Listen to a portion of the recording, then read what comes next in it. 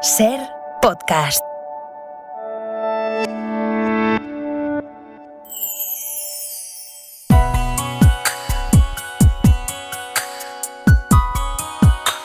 En la cadena Ser, Radio Paradiso, con Sonia Ballesteros. Extra, extra, read all about it. Extra, extra. We heard the good news, yeah. We've come this far. Hoy hablamos de cómo ha cambiado la forma en la que nos comunicamos, nos relacionamos y nos informamos. I'm here to tell you about the good news. En los últimos años, la llegada de Internet ha transformado el panorama informativo, por lo que la generación que ya estaba trabajando, los no digitales, hemos tenido que aprender mucho y muy deprisa. Para hablar de esos cambios, de dónde venimos y hacia dónde vamos, hemos juntado a dos generaciones. Vamos a hablar de cómo nos informamos con un periodista que nació analógico y un, voy a decir, aspirante a periodista que nació digital. Además son padre e hijo. Isaías Lafuente, buenas noches. Hola, ¿qué tal? Buenas noches. Pablo Lafuente, ¿qué tal? Hola, buenas noches. Para arrancar, contarme cómo os informáis vosotros. Bueno, yo sigo siendo analógico. Me informo aquí en esta casa, me paso el día escuchando la radio y ahí ya tengo la primera gran dosis de información. Después sí que me gusta cuando llego a casa por la noche ver el telediario de Televisión Española y, por supuesto, el periódico en papel. Sigo prefiriendo todavía el periódico en papel. Lo que pasa es que ahora tenemos la gran ventaja, oye, de que a través de Internet pues podemos leer un montón de periódicos a diario, pero yo sigo prefiriendo el periódico en papel. Parece que me entero más todavía, ¿no? Ahí el gen analógico lo seguimos teniendo dentro. Eso nos pasa mucho. Sí. Pablo, ¿tú cómo te informas? Pues yo, bueno, de momento sigo en casa, o sea que la forma en la que él se informa me pilla de rebote también. Entonces la radio siempre la tengo puesta de fondo, la tele siempre, los informativos los veo por la noche, pero es un poco de rebote. Es cierto que yo cuando estoy solo y tengo que hacerlo yo, la información que más rápido puedo conseguir evidentemente son las redes sociales y el periódico, pero yo creo que nos centramos mucho en los titulares.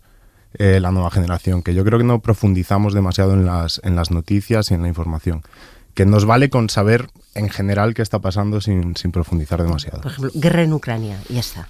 Guerra en Ucrania, si pasa algo muy importante lo vamos a tener en Twitter, pero no vamos a saber ni por qué ha pasado eso, ni qué cambios ha habido, no vamos a profundizar demasiado en la noticia, nos vamos a quedar con bombardeo a Kiev. ¿Y eso por qué? Pues yo creo que es una degeneración de lo enganchados que estamos a las redes sociales y yo creo que el consumo rápido de las cosas, pero pasa con todo, con la información. Yo creo que también pasa con, por ejemplo, las series. Netflix te saca una serie de 8 horas y te la comes en un día, y yo creo que pasa un poco con todo, el consumo rápido. En redes me has dicho Twitter, ¿qué más? ¿Qué otras redes? Para información yo creo que sobre todo Twitter, porque a Instagram la gente sube pocas cosas. Yo leía que últimamente también Instagram y TikTok se estaban posicionando muy bien entre los más jóvenes, incluso para utilizarlo como medio de información. Yo, de todas maneras, eso no creo que sea porque los jóvenes van a usarlo como medio de información, sino porque TikTok se ha hecho tan grande, Instagram se ha hecho tan grande, que son los medios de comunicación los que han dicho tenemos que estar aquí. A mí me parece muy bien que mi hijo sea tan autocrítico, ¿no? Pero yo creo que las nuevas generaciones tampoco deberían fustigarse tanto, porque nosotros a veces miramos nuestro pasado con un cierto romanticismo. Claro, tú y yo, Sonia, estamos metidos en esto desde que éramos muy jóvenes y tenemos otra mirada, ¿no? Pero la gente siempre ha cogido un periódico cuando lo pillaba y ha pillado el titular. Es decir, gente que se informaba profundamente y que buscaba el contraste de la información, pues yo creo que tampoco había mucha, sinceramente. Y en todo caso, los que íbamos, pues teníamos 4 cabeceras en donde había de todo. Había periódicos que eran infumables y había periódicos muy dignos y muy excelentes, ¿no? Entonces, creo que las cosas, en cierta manera, siguen funcionando igual. Ha cambiado la herramienta y de lo que se trata, digamos, es de que la nueva gente, de la nueva generación que solamente recibe información a través de la pantalla, pues tenga educación para ser autocrítico, para buscar contextos, para buscar la confirmación, para no tragar con lo primero que les venga, pero creo que a nosotros nos pasaba un poquito lo mismo, ¿no? Salvo a la gente quizás que sí que habíamos decidido que esta era nuestra vida y que procurábamos buscar esa información de manera precaria en la precariedad en la que vivimos. ¿Estás seguro de lo que se dice? Absolutamente. Consigue otra información. Bernstein ha logrado una nueva confirmación. El tipo del Departamento de Justicia ha dicho que sí. Cuidado, lo vamos a publicar mañana. Todo lo que pone ahí es cierto, palabra. Está bien, lo publicaremos. Pablo, ¿tú verificas las informaciones que recibes a través de Twitter? Si me interesa especialmente, lo intento buscar en un medio grande. Es decir, no te lo tragas todo. Si lo hizo una cuenta, porque sí, no. Si lo hizo un medio medianamente contrastado, también es que es eso, se mezcla, que te está dando esa información, a lo mejor una cuenta soltando una opinión y luego te viene El País, también te lo encuentras en Twitter. Claro. Entonces, quiero decir, si lo veo del País, me lo creo más, y si lo veo de la persona, pues me lo creo menos e intento ir al País. Por lo menos ahora tienen vías de verificación. Sí. En lo analógico no siempre se tenían vías de verificación. Tú Y leías... también existían las noticias falsas, evidentemente. Y también existían las noticias falsas. O sea, esto no hemos inventado casi nada en estos momentos, ¿eh? Lo que ha cambiado es la potencia de la herramienta. Esto sí que es fundamental, desde luego. Y yo creo que ahora no hay tanto falta de información, sino a veces sobresaturación de información. Y entonces discriminar lo que es buena información de lo que es una farfolla, pues cada vez es más complicado, ¿no?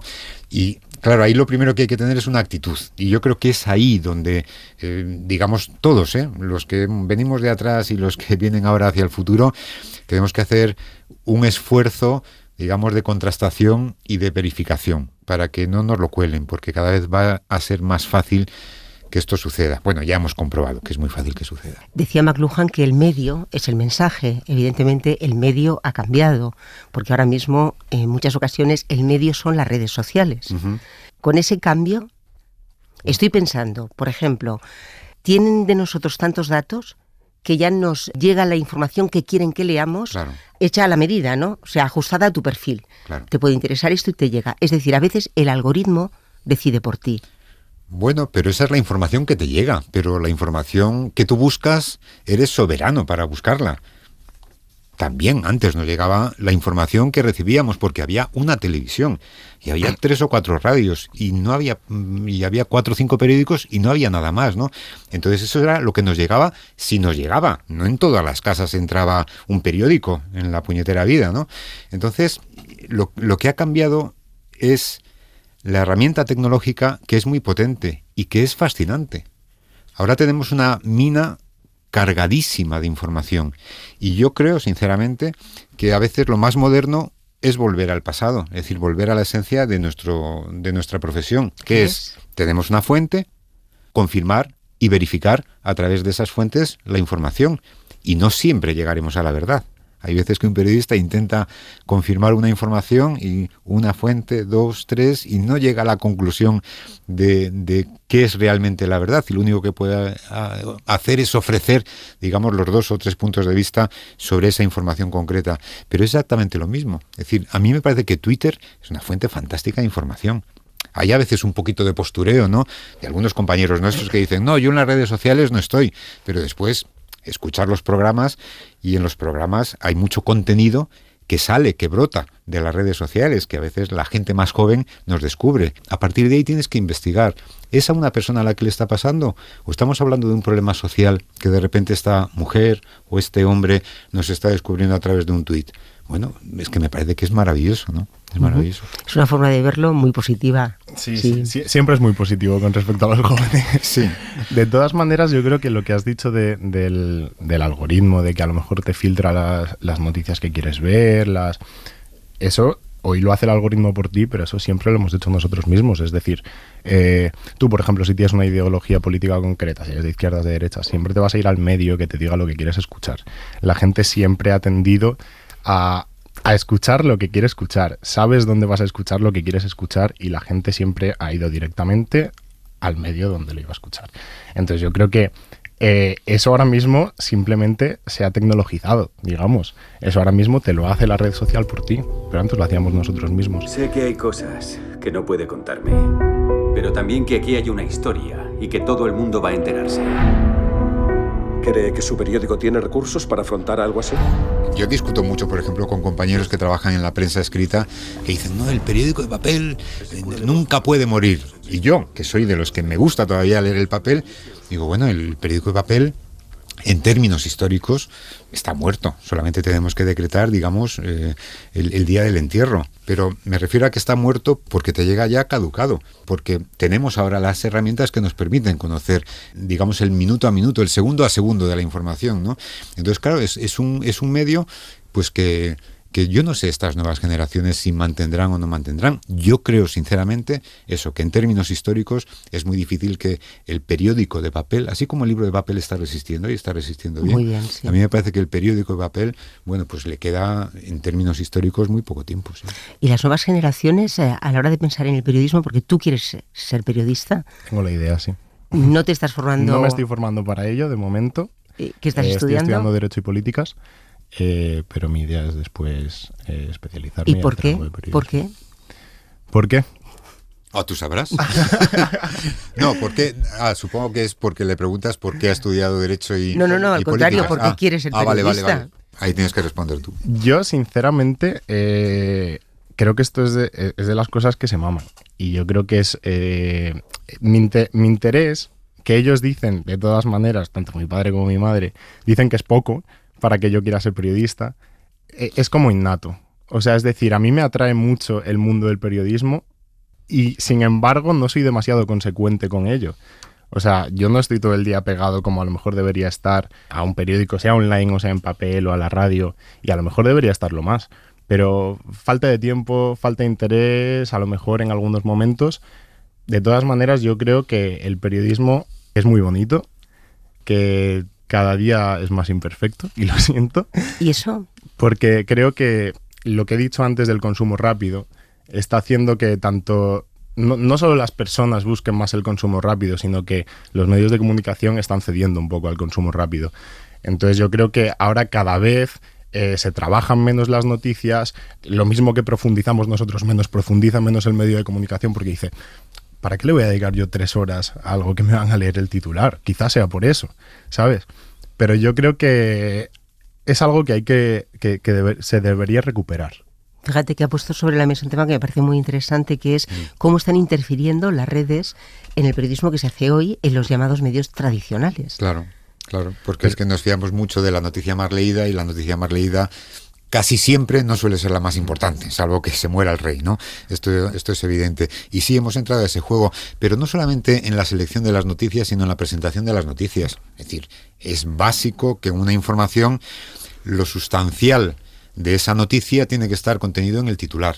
Ahora no, ahora el titular es un mero cebo, un enganche, para que pinches, y después pinchas y todavía no te dan la información, y tienes que leer el tercer o el cuarto párrafo para que al final te den la noticia o no, porque a lo mejor el cebo era una mera especulación para que picases y para que estuvieras ahí 2 minutos leyendo esta noticia. Entonces, que entre por ahí, digamos, gente que hace pseudoperiodismo, pues me parece muy bien, pero yo creo que los medios de comunicación tradicionales, pues debemos, digamos, mantener nuestra esencia, que al final no es nuestra esencia, es la esencia de la información. Yo estoy aquí para contarte una noticia y te la voy a contar desde el primer minuto.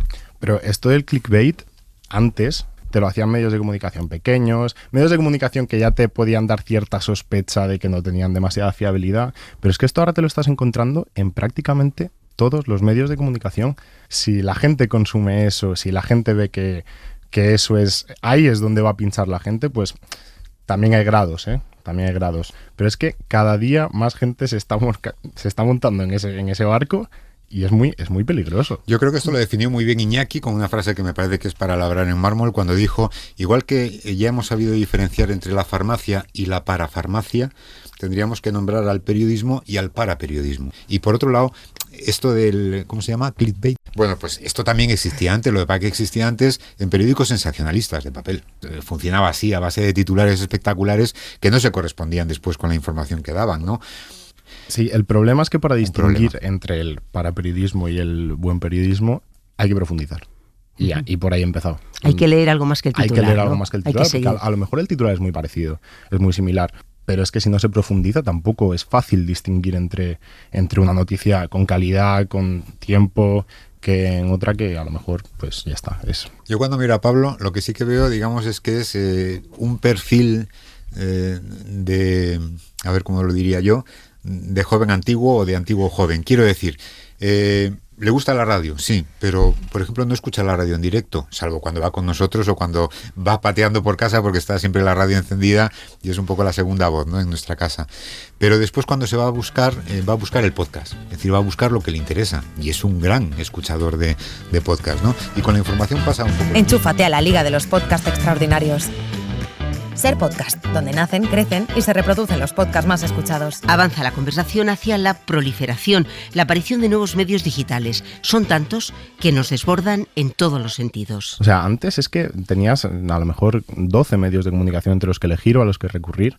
Ahora es que, bueno, he estado trabajando, haciendo prácticas extracurriculares en una agencia de comunicación y la cantidad de medios que hay online ahora mismo, la cantidad de periódicos regionales, temáticos, generalistas también, pero hay muchísimos. Entonces quiero decir, no hay tanta gente para leer esa información.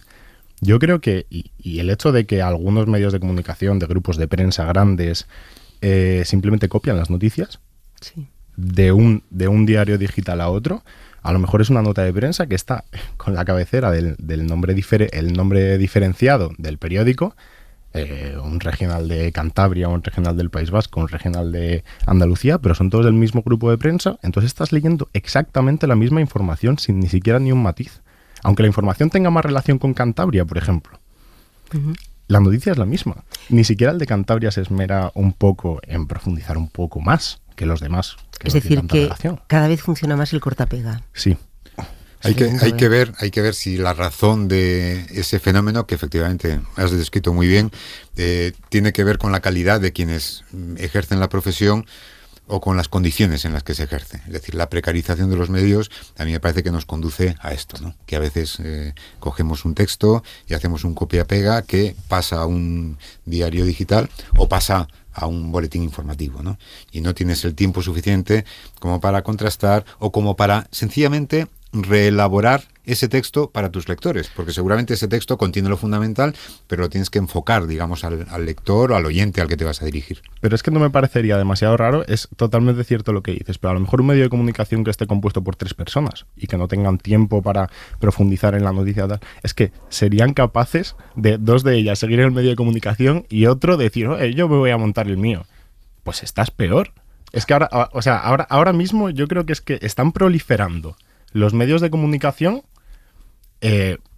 por encima de sus posibilidades. Claro, pero muy por encima de sus posibilidades. Fíjate que estamos aquí hablando en un medio de comunicación muy importante que, digamos, mantiene los estándares del periodismo, de la información, de la buena radio, y sin embargo, pues cuando te das cuenta, pues con la misma redacción con la que antes solamente hacíamos la antena, en estos momentos hacemos la antena y la página web y las redes sociales y el podcast, etcétera, ¿no? Entonces, pues es que es imposible. Somos muy buenos todos los que trabajamos en los buenos medios de comunicación, ¿no? Pero es verdad que nos está arrastrando, digamos, una modernidad que a veces no se está cubriendo debidamente para nutrirla de profesionales que sean capaces de afrontar todo eso que nos llega y todo eso que tenemos que nutrir. Y esto es una complicación complicado. sobre la que tenemos que reflexionar. Se quiere hacer periodismo low cost cuando hacer periodismo es muy caro. Sí. Es caro. O a veces quieres hacer un gran periodismo, pero digamos con unas condiciones low cost, ¿no? Que esta es la cuestión. Te iba a preguntar, Isaías, si tú ves alguna carencia en las nuevas generaciones. Mira, yo es que quiero decir, los miro y digo, pues son como nosotros. El problema y la gran ventaja que tiene esta generación de adolescentes, de jóvenes, es que son los más estudiados de la historia. Es que cada día nos enfrentamos con un estudio que nos habla de lo que leen, de lo que no leen, de cómo se informan, de lo que hacen, de cómo acosan en las escuelas, no sé. quiero decir. Y esto está muy bien para que nos enteremos de cómo van las cosas. A nosotros no nos miraban casi ni nuestros padres. O sea, yo soy de una familia numerosa y mira, bastante con sacar adelante la familia como para preocuparte del pormenor de lo que hacía cada uno de los hijos, ¿no? Y en estos momentos no, las cosas han cambiado. Entonces, son los mismos que éramos nosotros. Lo que pasa es que viven en un mundo diferente. Lo que ha cambiado es el mundo. No ha cambiado la adolescencia, ni ha cambiado la juventud. Lo que ha cambiado es el mundo. Y a partir de ahí, pues tenemos jóvenes extraordinarios, jóvenes medio pensionistas y jóvenes que son como para olvidarse de ellos, como los había en nuestra generación. Exactamente igual. Y lo que yo confío es que, igual que hasta ahora, con las adolescencias y las juventudes que se han ido acomodando a los tiempos, cada vez tenemos un mundo mejor, pues que el mundo que esta gente dentro de 30 o 40 años dejen a sus hijos, pues sea un mundo un poquito mejor, como creo que nosotros se lo estamos dejando a ellos, ¿no? Pero este es su trabajo. Ahora ellos son, creo yo, como hemos sido siempre. Pablo, Isaías, muchísimas gracias por esta charla, esta conversación intergeneracional. ¿Ya está? ¿Ya ha terminado? Más, ¿no? ¿Venías nervioso? Muchas gracias a ti. No demasiado. Vale. La próxima vez la entrevista solamente a él y tendrá el doble de tiempo. Muchas gracias. A ti. Radio Paradiso. De tanto buscar hallé en una dirección de internet un foro de forofos, de pelis de terror y de serie B. Y ahí conocí a una mujer que me escribió amor solo en inglés. Su nombre me sedujo y el resto de su ser me lo imaginé. ¿Para qué quiero más si me da lo que quiero tener? Te di todo mi amor @love.com y tú me robado la razón. Mándame un email que te abriré en mi buzón y te hago un rinconcito en el archivo de mi corazón.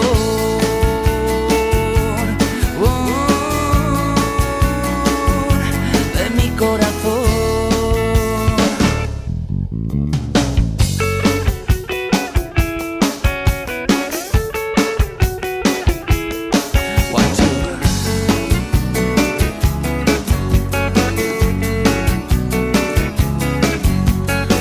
Salimos solo una vez a navegar juntos por la red. Saqué mi visa oro y ella prometió que sería fiel. Nunca tocaré su piel, nunca podré estar donde esté. Cuando el amor es ciego, el corazón no miente a unos ojos que no ven. ¿Para qué quiero más si me da lo que quiero tener? Te di todo mi amor @love.com y tú me has robado la razón. Mándame un email que te abriré en mi buzón y te hago un rinconcito en el archivo de mi corazón.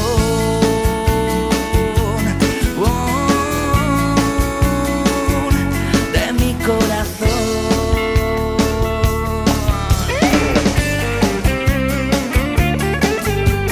Los jóvenes son los que mejor manejan las nuevas tecnologías para comunicarse y relacionarse, pero más redes virtuales no significa ni más amigos ni más compañía. Un estudio de 40dB para El País y la SER desvela que los menores de 25 años se sienten más solos que los mayores de 65. La soledad se ceba en aquellos que dedican más horas del día a redes sociales y foros de Internet. Gonzalo y Álvaro justifican en parte esa soledad porque creen que las relaciones personales son ahora más inconsistentes. Fragilidad de relaciones. Establecemos relaciones basadas en las redes sociales y a mí eso me supone fragilidad. Fragilidad y también desconfianza. Al final yo creo que no llegas a conectar con las personas de la manera en la que antes se hacía. Yo creo que hay una falsa sensación de compartir. Estamos muy muy metidos en las pantallas, muy metidos en las redes sociales y hay una sobrecomunicación, pero no hay un acompañamiento. Paula relaciona la soledad con las nuevas formas laborales. El teletrabajo, nos dice, también aísla. Yo, por ejemplo, trabajo como freelance y, bueno, sí veo a la gente para la que trabajo puntualmente, o cuando trabajo para la universidad veo a mis compañeras puntualmente, pero no existe una relación real de personas que están trabajando en el mismo ámbito. Entonces creo que eso ha fragmentado mucho las relaciones interpersonales y ha fomentado el que las jóvenes de hoy en día nos sintamos un poco más solas. Y volvemos a las redes con Eva, que de forma muy gráfica nos cuenta su experiencia. Sí que es verdad que ayuda mucho a acercarte a personas que por circunstancias viven lejos, pero anula totalmente las relaciones en las distancias cortas. Ahora, por ejemplo, recibo abrazos y besos con formas de emoticón, alegrías en forma de flamenca. Comparte una cerveza conmigo en tiempo real por Instagram, al que yo contesto con un emoticón verde de envidia. No hace falta ponerte los zapatos para salir, no hace falta quedar con nadie para contarle lo que te sucedió ayer. Puedes escribirlo en un grupo de personas o publicarlo en cualquier red social con la que crees no estar tan solo.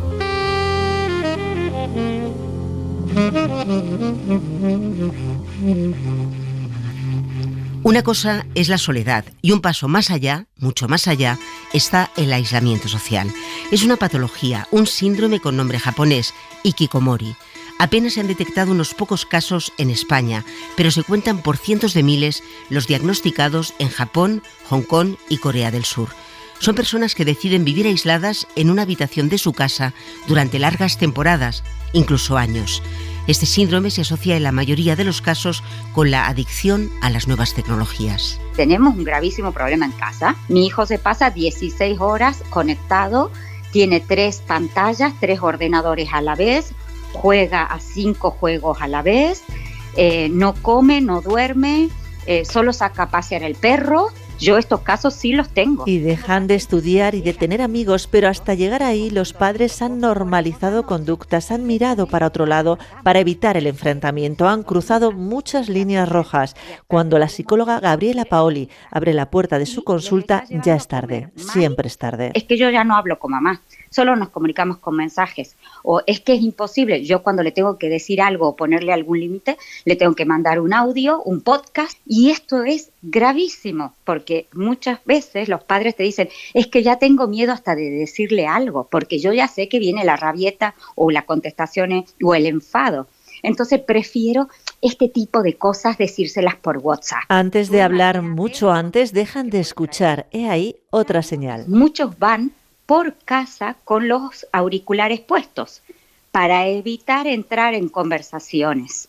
Algo que es muy importante es que se está practicando lo que es el fubbing familiar, es decir, ignorar a tu familia y solamente estás con la pantalla comunicándote con tus amigos. Amigos a los que poco a poco, si la adicción prosigue, irán dejando de ver en la vida real, porque el siguiente paso es evitar salir de casa y creer que esos contactos virtuales ofrecen compañía cuando en realidad son sinónimos de aislamiento, de sufrimiento y de una soledad que hace solo unos años podía ser común en la tercera edad, pero extremadamente rara en la adolescencia. Yo estoy con pacientes de 12, 13, 14 años que me dicen, estoy solo y sola, no tengo con quién salir, nadie queda, ya no quedamos para ir, para hacer cosas. Nos comunicamos solo online. Si continúa la pendiente del mal a peor, dejarán la higiene a un lado, ni duchas ni cepillado de dientes. Por supuesto, nada de peinarse. A la consulta de Gabriela han llegado a ir en pijama. Acumularán horas de sueño y crecerán en ellos la apatía, el mal humor, la desmotivación, el desequilibrio emocional y la desgana. Lo que están haciendo en muchos casos es no ir a la mesa familiar, no compartir ese momento que es fundamental, es protector de salud emocional y psicológica, porque es cuando uno se mira a los ojos y lo que está pasando es que muchos están comiendo en las habitaciones. Y terminarán comiendo con las manos cualquier cosa que no necesite una mesa, una cuchara, un tenedor y que si puede ser no pase por la cocina.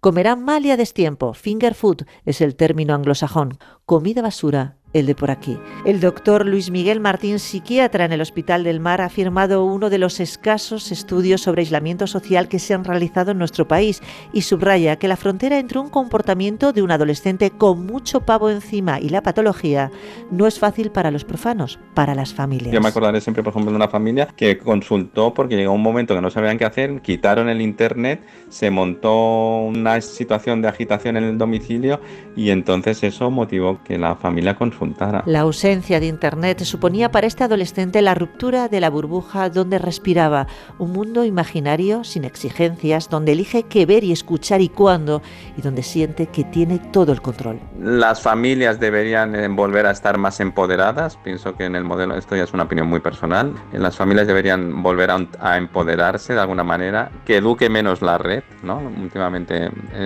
parece que eduque más TikTok, que está bien como manera de llegar también a la gente joven, pero hay una madurez en el crecimiento y eso también lo trasladamos la familia, los docentes. En suma, poner límites e imponerse. El aislamiento, que pasa en ocasiones por eliminar toda pantalla de raíz, como en cualquier otra adicción, puede durar años. La recuperación también. Hasta 3. Es un reportaje de Toñi Fernández. Y ahora miramos al pasado.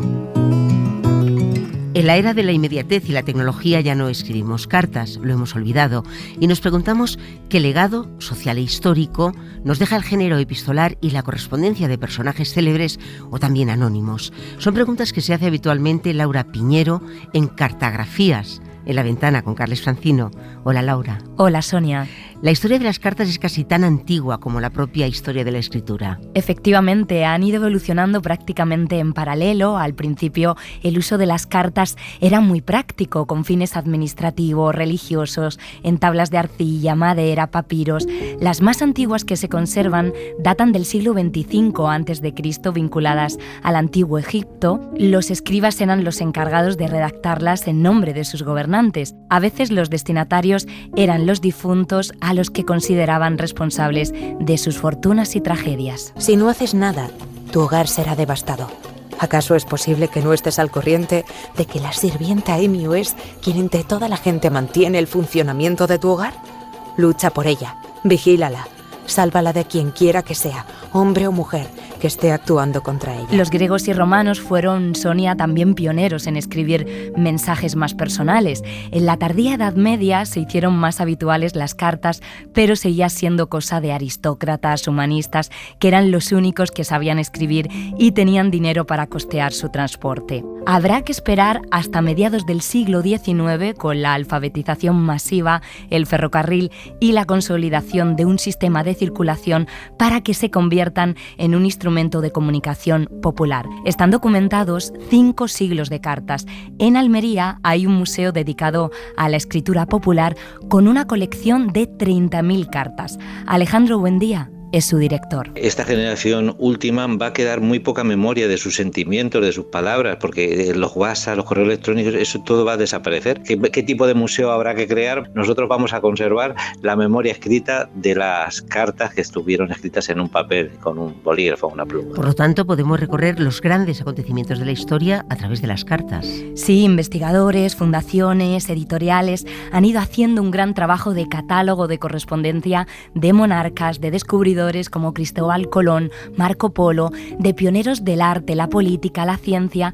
En la Universidad de Cambridge están recuperando, por ejemplo, esto es muy curioso, la abundante correspondencia de Darwin. Ya tienen más de 15.000 misivas, algunas escritas desde el barco con el que recorrió Tierra del Fuego antes de formular la teoría de las especies. En el Golfo de Vizcaya hubo un oleaje continuo y la miseria que soporté por el mareo es mucho más grande de lo que jamás imaginé. El 6 por la tarde navegamos hacia el puerto de Santa Cruz. Ahora me sentía moderadamente bien y me imaginaba todas las delicias de la fruta fresca creciendo en hermosos valles. Laura, otra de las cosas que podemos destacar es la correspondencia vinculada a las guerras en todo el mundo, además. Sí, conservadas en archivos como el Nacional de Reino Unido, organismo que tiene la mayor colección de documentos del mundo. Hay cartas de la Guerra de Crimea, la primera a la que acudieron corresponsales y enfermeras al frente, XX o de las 2 grandes guerras mundiales. El último proyectil que cayó en el campamento mató a 4 compañeros y dejó 17 heridos. Hemos estado bajo fuego enemigo durante 3 meses y nos gustaría descansar. La tensión es tremenda. Y habitualmente el estilo de las cartas de personajes célebres va en sintonía con la imagen que tenemos de ellos o nos llegan a sorprender. Depende, algunas cartas incluyen detalles muy cotidianos, como es lógico, aunque en el caso de escritores como Lorca o Kafka sí que están a la altura de sus obras. Pero lo más interesante, Sonia, es que encontramos al autor sin autocensuras. Sorprende leer los mensajes picantes de Mozart, la ternura de Marie Curie con sus hijas o el ingenio de Groucho Marx. Querido chico, mi productor de cine favorito estuvo cenando en casa la otra noche y cada año come de una forma más ruidosa. Cuando chupaba los huesos de pollo y roía su mazorca de maíz, se oía el ruido en varios kilómetros a la redonda. Mucha gente pensó que se trataba de un raid aéreo y empezó a echar las persianas y apagar las luces. Y mi favorita es la correspondencia de Van Gogh con su hermano menor Theo. Intercambiaron más de 600. El pintor incluía todas sus inquietudes y los primeros bocetos de sus grandes obras. He querido dedicarme conscientemente a expresar la idea de que esa gente que bajo la lámpara come sus patatas con las manos que meten en el plato ha trabajado también la tierra, y que mi cuadro exalta, pues, el trabajo manual y el alimento que ellos mismos se han ganado tan honestamente. Una carta también puede dar voz a lo que se silenció, lo que se ha silenciado en el pasado. Por eso es tan importante el trabajo de conservación. Totalmente. En este sentido destacan las cartas desde el exilio o las vinculadas a la Guerra Civil, la República. La escritora Tania Bayó lleva años recuperando la voz de las sin sombrero, las mujeres de la generación del 27, como la pintora Margarita Manso, doblemente silenciadas por la dictadura y por su sexualidad. Los fondos epistolares son la única manera que tenemos de recuperar su propia voz. Se alberga ese espacio más profundo de intimidad. Hay casos, Sonia, también de cartas escritas desde cualquier lugar y situación, al borde de la congelación en el Polo Norte, en la cima de una montaña o desde una cárcel. Os recomiendo las misivas de Oscar Wilde desde su celda en este sentido. Y no olvidemos que una carta es una catarsis psicológica. Por eso hay tantas misivas de amor como las de María Callas, de adiós. El libro La Casa de los Espíritus de la escritora Isabel Allende nació como una carta de despedida a su abuelo enfermo. Y entonces empecé a escribirle esa carta, pero muy rápidamente me di cuenta de que no era una carta como otras que le había escrito. Y fue como un vórtex en que me vi totalmente envuelta, casi en trance. Fui recuperando todas estas historias que yo tenía adentro. Isabel Allende, que sigue escribiendo cartas en la actualidad, Sonia. Laura, qué interesante, y con todo este repaso queda claro que la palabra escrita invita a la profundidad. Es importante no perder la costumbre de la correspondencia, aunque en muchos casos ya la hayamos perdido. Muchísimas gracias, Laura, por estar con nosotros esta noche. Un placer.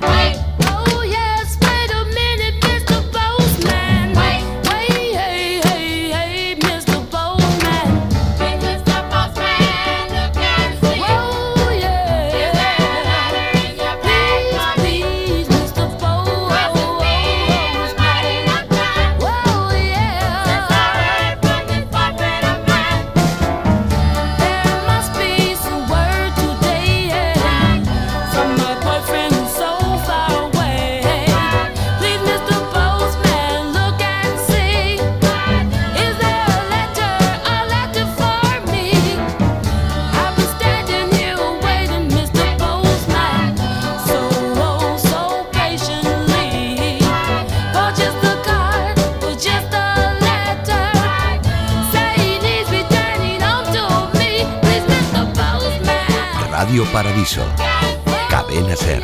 Ya hace tiempo que la inteligencia artificial interviene en nuestras vidas. Nos recomienda qué leer o qué música escuchar en función de nuestros gustos. Retoca nuestras fotos, reconoce nuestra voz y hoy el algoritmo nos puede buscar pareja, y a veces con más acierto que si lo hacemos nosotros mismos. Hasta ahí todo bien, pero vamos un paso más allá. En un futuro no muy lejano, ¿nos podríamos enamorar de un robot? La respuesta en el reportaje de María Manjabacas. Una película ya hace años, Her, planteó este tema en la ficción. Buenos días, Theodore. Buenos días. Tienes una reunión en 5 minutos. ¿Vas a intentar levantarte de la cama? ¡Levanta! Qué graciosa eres. Theodore, he visto en tus emails que has terminado una relación recientemente. Eres un poco cotilla. Pero como ya se sabe, la realidad supera en muchos casos a la ficción y la pregunta que trasladamos, ojo, a los neurocientíficos es esta. ¿Podré enamorarme de un robot? Y hasta con cautela le pongo las comillas. Yo creo que debemos incluso quitar las comillas. Cuando tengamos máquinas que de alguna manera interpreten nuestras emociones y se sepan comportar de manera que simulen que nos importan y simulen a lo mejor que están enamorados de nosotros, lo normal es que de alguna manera nosotros le dotemos de esas propiedades humanas y podamos llegar a sentir amor hacia ella. Han oído bien, podremos sentir.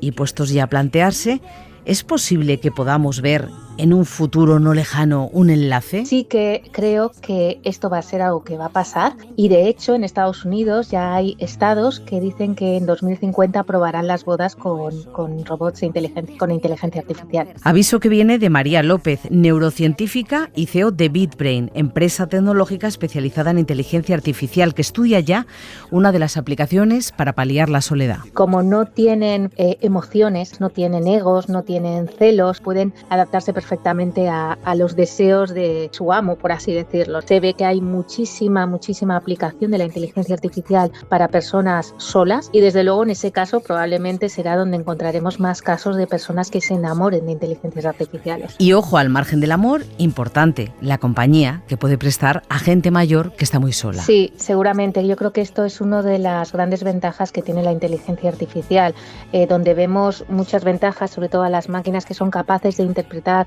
emociones y actuar en consecuencia, es por ejemplo con las personas mayores, ¿no? Personas mayores que se han quedado se sienten solas, que no tienen gente que las acompañe y realmente estas máquinas se pueden adaptar perfectamente a las necesidades de esas personas.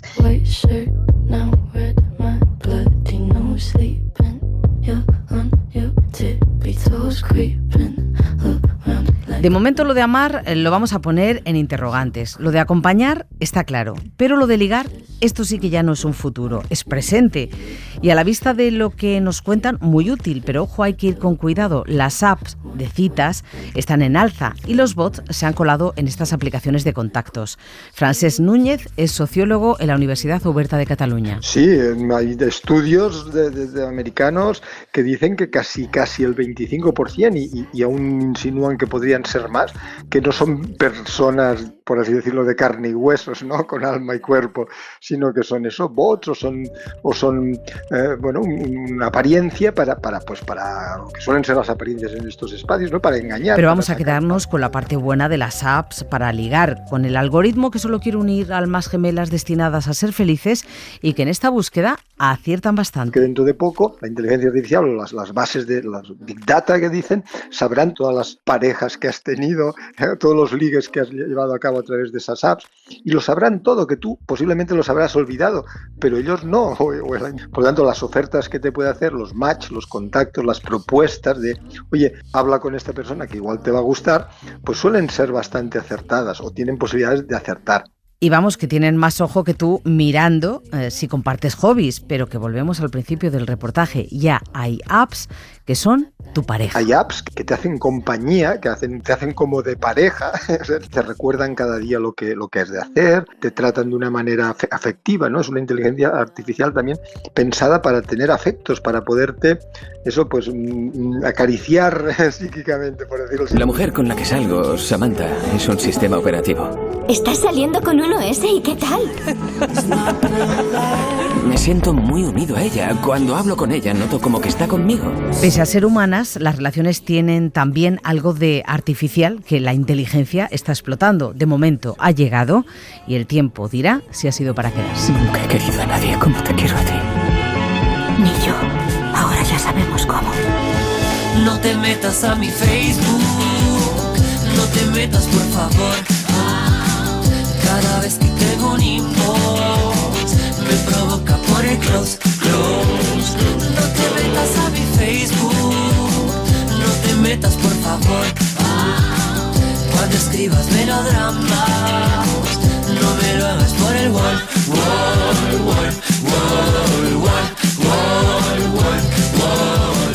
La tecnología ha cambiado la forma de informarnos, relacionarnos, comunicarnos y también la de aprender. Las pantallas transforman la forma de jugar, de hacer amigos, y aunque los expertos no aconsejan su uso antes de los 3 años, la realidad es bien distinta.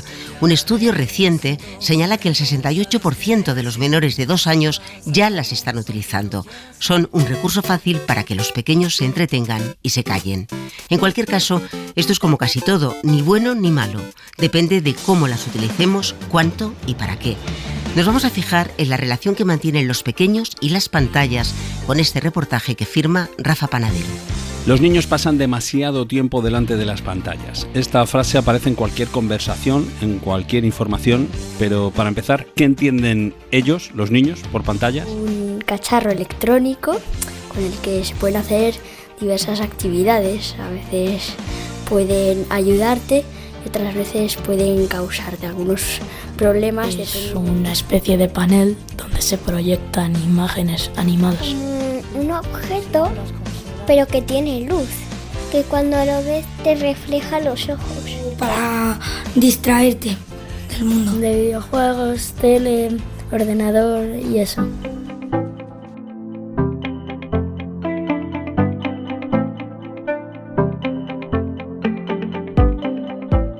Íñigo, Nacho, Lea, Arturo y Dani tienen entre 9 y 11 años. Y sí, según el estudio Pasos 2022, publicado por la Fundación Gasol y dirigido por el doctor Santi Gómez, pasan demasiado tiempo delante de eso, porque lo recomendable es... Cuanto menos mejor, máximo 2 horas al día. Ese número se supera sobradamente en España, en esa población. Estamos por encima de los 200 minutos al día. 3 horas y pico, sí. Y eso de promedio, claro, dentro de ese Así que casi el doble de lo recomendado. Además, en el estudio han visto que a menos renta en la familia, más tiempo en las pantallas, que ahora ven más que antes de la pandemia y que en general ellos las usan más que ellas. El uso de videojuegos, por ejemplo, que es uno de los que provocan un mayor número de horas de uso de pantallas, es mucho más frecuente entre el género masculino que entre el género femenino, ¿no? Ante datos como esos y ante voces como estas... Últimamente entre semana como hora y 10 y los fines de semana a veces 3 horas, otras 2. Algunas veces usamos ordenadores para trabajar. Separado, no uso 2 horas seguidas. No sabría decirte cuántas horas diarias, un poco por la mañana, a veces un poco por la tarde, sobre todo ahora que no tengo clase por la tarde. Al día más o menos 1 hora, pero los fines de semana bastante más. Llegan los miedos a las posibles consecuencias. Detrás hay una cierta adicción. La persona deja de hacer ciertas cosas que le aportan bienestar, como por ejemplo la relación con otros niños y niñas, dormir las horas recomendadas, compartir una conversación con sus padres y madres o explicarles una preocupación. Todo se ahoga dentro de esas pantallas, ¿no? Entonces eso puede provocar problemas de autoestima y una bajada brusca de la autoestima de una persona puede llegar incluso a una depresión. Y llegan también las dudas de los padres. La primera, ¿serviría de algo prohibir las pantallas? Laura Cuesta es profesora en la Universidad Camilo José Cela. Indiscutiblemente estamos ahora mismo ya en un presente tecnológico e hiperconectado y no hay opción para elegir tecnología sí o tecnología no, pero esto tampoco significa que a cualquier precio y de cualquier modo. Así que no vale todo, pero como dice quien también es fundadora de Educación Digital para Familias.com, es un hecho que el presente es tecnológico y eso se nota ya incluso a estas edades. TikTok. Al final son vídeos en secuencia que ves y a veces son un poco estúpidos, otros, bueno. YouTube, básicamente lo mismo, pero los vídeos no suelen ser tan tontos. Hay vídeos que son de matemáticas o cosas así. Instagram es para publicar el 1% de tu vida. Solo las cosas positivas. Personas mandan frases para que lo vean como noticias, pero que algunas son falsas.